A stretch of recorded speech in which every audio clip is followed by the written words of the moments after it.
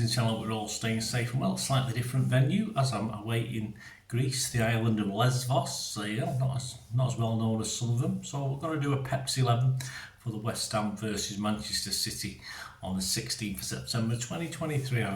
By the time we do the report on this game, I'll be back in rainy Manchester. Unfortunately, I believe it's raining now after having a bit of sunshine. Of course, this is Premier League match day 5. It's not on anywhere, is it? So we'll have to try and find somewhere to watch it. I could get a ticket for West Ham, but unfortunately I wouldn't have been in the country, so I had to miss out. So I'm a bit gutted about that. But hey, someone's got to do these jobs, isn't it? Go away and get a bit of sunshine. So I'll have a quick look at our fellow European champions, West Ham. And later a little look at what Pepsi 11 might be. I've heard all sorts of scare stories. I'm recording this on the Wednesday. I saw that someone was saying Haaland was injured, but I don't know. I've not had confirmation of that, so I'll have to go on the basis of what I do know. And also a big chance, of course, for you to win a subscription to King of the Kippax, the legendary City fanzine. Yes, a 10 issue subscription is up for grabs, so stay tuned to find out how you might be able to win that. Right, please, if you are new to the channel, push that subscribe button, push the bell notifications, have a look at all my other videos. Lots of stuff out there on City, past and present, of course. Great to have you on board if you are new, and spread the word for me. That'd be much appreciated, and any likes, thumbs ups are always very appreciated, of course. Yeah. Right, let's get on about West Ham. How are Moyes' Hammers doing? 4 games of the new season, of course. City sit proudly top, but they're not far behind, are they? West Ham, they've done very, very well. Big challenge to City, I think, this week on their own patch after the international break. If we get a win in this one, I'll be more than happy. So far, on the 12th of August, you had a draw at Bournemouth, a 1-1 draw. It was a fairly even game, though West Ham possibly believe they missed an opportunity for 3 points. The Cherries got a very late equaliser on that one. On the 20th of August, despite playing with 10 men for over a third of the game, a hard-fought victory, of course, over that small squad Chelsea team who dominated the first half, but the Hammers sort of stormed back and were good value for the win, and deservedly so with the 10 men. On the 26th of August, a 3-1 win at Brighton. Though under the cosh for most of the game, West Ham hit the Seagulls on the break as they took a 3-0 lead. Despite a fight back, West Ham held out for a very good win against a very good Brighton side, as we know. On the 1st of September, it was Luton, and they could only muster 1 shot on target against the Hammers from 16 chances, and West Ham have found themselves 2 goals to the good before an injury time consolation for Luton made the score a little bit more respectable. So despite that, 3 games out of 4 away from home, they've got 10 out of 12 points. That is very, very good. Major ins in the close season. They have Kudus from Ajax, 43 million euros. They're Alvarez, yeah, they got Alvarez as well from Ajax again. He's a defensive midfielder. Kudus is an attacking midfielder. Their defensive midfielder was 38 million. James Ward-Prowse, of course, caused us a few problems, hasn't he, over the past. Let's hope we don't get too many free kicks and set pieces in and around our place. He's, of course, classed as a central midfielder. He was 34 million. And Mavropanos from Stuttgart, he was the other major signing, a centre-back for 20 million, so I've not seen too much of him. Of course, the major outs included Rice, as we know, and Scamacca, but no doubt about overall, I think the squad strengthened all over the pitch from last season, and obviously with European football again. David Moyes probably needed to do that as well. Their next 3 Premier League games after us, well, on the 24th of September they got Liverpool away, on the 30th of September they got Sheffield United at home, and on the 8th of October Newcastle at home. They've also got the Carabao Cup, like we have, and 2 Europa League games in and around, so they do need that squad for the squad rotation. A nice little break. They don't play till Thursday after this game, so in Europe, so they'll be their strongest for this City game. Of course, you don't need to rest anyone. I think about worrying about the Europa game. They can just go full strength and go for it. For the league, yeah, I can see a minimum of 6 points from the last 3 games. The next 3 games, 0 from us, hopefully. Fingers crossed. So after 8 games, I can predict them being on around 16 points, which is very good. And if they're on more than that, all credit to them, and certainly no reason why they wouldn't be. But my predictions, and of course Andy Morrison's predictions, which we tend to have a look at, And amazingly enough, we're both the same again. I think this is the third game running, and we've not been right. We've got the sort of result right, but not these score lines. But yeah, me and Andy are sort of like that again on the score line for this one. I'm going to be bold. I think it'll be a tight game. I'm going to give us a 2-goal winning margin. I'm going to hope and pray Haaland's fit. If he isn't, I'm not going to alter this scoreline too much, even if he wasn't playing. But I'm going to go for West Ham 1, City 3. And as I said, Andy Morrison's prediction, his verdict on this game, he said, I have to admit that West Ham have impressed me so far. They bought wisely in the transfer market, and they don't seem to be missing Declan Rice that much. I really like Lucas Paqueta, and front two Jared Bowen and Michael Antonio. Michael Antonio can be a real handful. This will be tough, but I think though this game could go either way for much of the 90 minutes, our quality will take us clear in the closing stages. So there you go, there's Andy Morrison's thoughts on it. And his prediction, like mine, West Ham 1, City 3. There's no little odds this week, guys. I can't get access to my little bookmakers where I am, so we'll have to miss that one out this week. But that should be back for the Red Star Belgrade game, which I'm hoping to rush out on the night I get home. Right, on to my judgment. Here we are, Pepsi 11. Let me think. Obviously, as I said, I haven't got a clue about how. If Haaland's out, then obviously I will drop a clue in now. I will probably put Alvarez in this lineup at the moment. He isn't in it, but of course Haaland will be. KDB is out, as we know. Certainly, I've heard mid-January, which is a long time. I'm hoping he'll get back before Christmas. We'll have to wait and see with that one. And of course, Aki, there was a bit of a scare about Aki, wasn't there? But I believe he did play again, so he looks as though he's okay. So I've done it on the basis that everyone is fit, apart from KDB. And Kovacic now, who's obviously got a back problem. So I learned that yesterday. I was just writing up this little script. So that's another blow for us, of course. Kovacic's missing.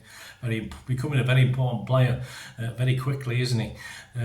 So the starting 11 against Fulham, of course, before the break, was Ederson, Walker, Diaz, Akanji, Aki, Rodri, Kovacic, Foden, Alvarez, Doku and Haaland. I think Doku was a big surprise.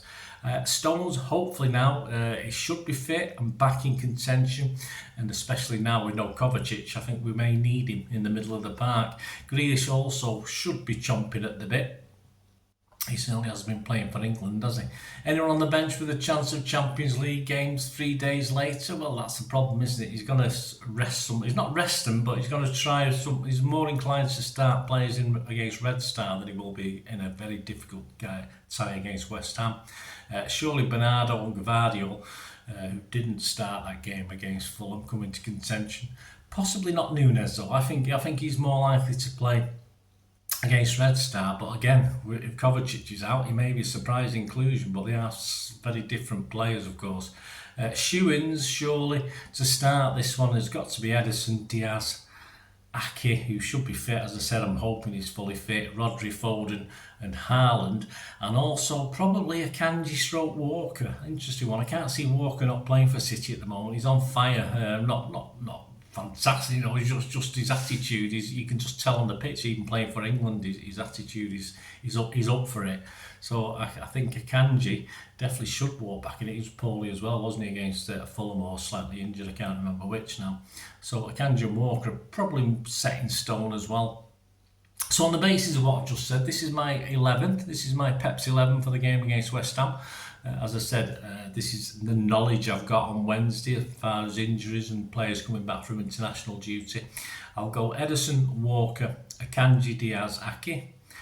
Stones, very important in the middle of the park there. Rodri, Bernardo, Foden, Haaland and Grealish. This is a tough game, very tough game against West Ham. I'm not sure. Gvardiol, again, could be an option with no Kovacic. Might use Gvardiol in there as an option. Nunes and Doku, I think he'll save for another day. I think he'll save them for the European game. Perhaps we'll see them. Say with no Kovacic, Nunes or Gvardiol, of course, could come into the reckoning. But that's my 11. That's what I'm going for. That's what I'm saying. Ederson, Walker, Akanji, Diaz, Aki, Stones, Rodri, Bernardo, Foden, Haaland and Grealish. So there you go. Let me know what you think, guys. And now your chance. Yeah, it's your chance this time. A little change now to win a 10-issue subscription worth in the UK about 40 quid. Obviously worth a lot more outside of the UK, so if you're lucky enough to win it. A 10-issue subscription to the great, wonderful Dave and Sue Wallace King of the Kippax in its 37th season, of course. Fast approaching its 300th issue, so I'll have a chance of winning this. And saying, if you don't win it, get it anyway. If you're not something you get, it's well worth it. It's fantastic. In fact, I had one delivered while I've been away, so I'm a bit behind on that one. All you need to do to win this is to be a subscriber. If not, it's free. Just post your starting 11 in the comments section of this vlog on my YouTube channel, beginning with, very important, you quote this, #Hammers. Put #Hammers in it, and then your 11, Pepsi 11, and scoreline. So just write the score after the Pepsi 11. So me and Andy would put in City 3-1. So we'd do our 11, we'd do #Hammers, R11, City to win 3-1. And remember that #Hammers, very important. Any entries without this won't be eligible for the prize. T&Cs, all entries must be posted by 9 AM on the morning of the game. So that's Saturday the 16th of September. I will put a little stop on the comments section when it's usually a little bit later than that, so you get a little bit a few minutes, an hour or two leeway, but any time after that won't be eligible for a prize. And if more than one winner, I will make a draw to decide the winner. Please note, only one entry per subscriber. Don't do a long list of teams, more than one, and all of the entries will be ineligible for the prize. And my decision in respect of all matters to do with the competition will be final, and no correspondence will be entered.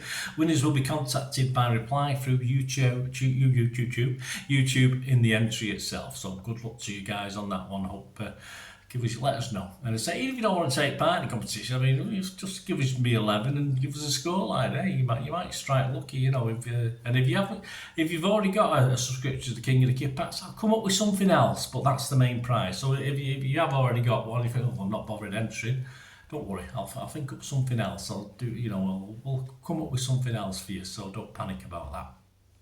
So I will be doing the player ratings. It'll be a slightly reduced one, of course. I'll do a player ratings with a brief match report.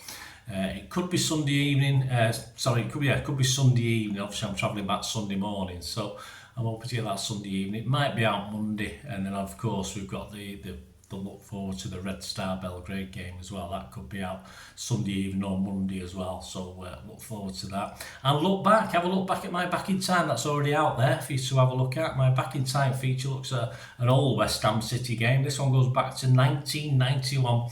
But, people call it the Boleyn Ground, didn't they? I always call it Upton Park. So have a look at that. Great little vlog on what happened back in 1991. And if you went, you probably resurrect some memories for you. Anyway, hope you enjoyed that. I'll be in a more natural surrounding next time.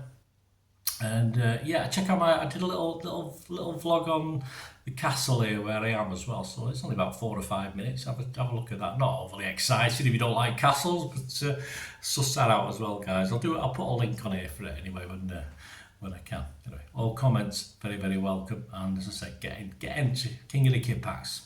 Well worth entering the competition. As I said, if you already do it, if you already subscribed, I'll think up something else for you. Don't worry if you win. Anyway, thanks for watching, guys. I'll be back very, very soon, sadly. Although it's a double-edged sword, isn't it? You know what? It's lovely being here, but I do miss obviously the boys in blue, of course. So thanks for watching, guys. Till we meet again. That's one thing, don't I? Please stay safe, Blues. Come on, City.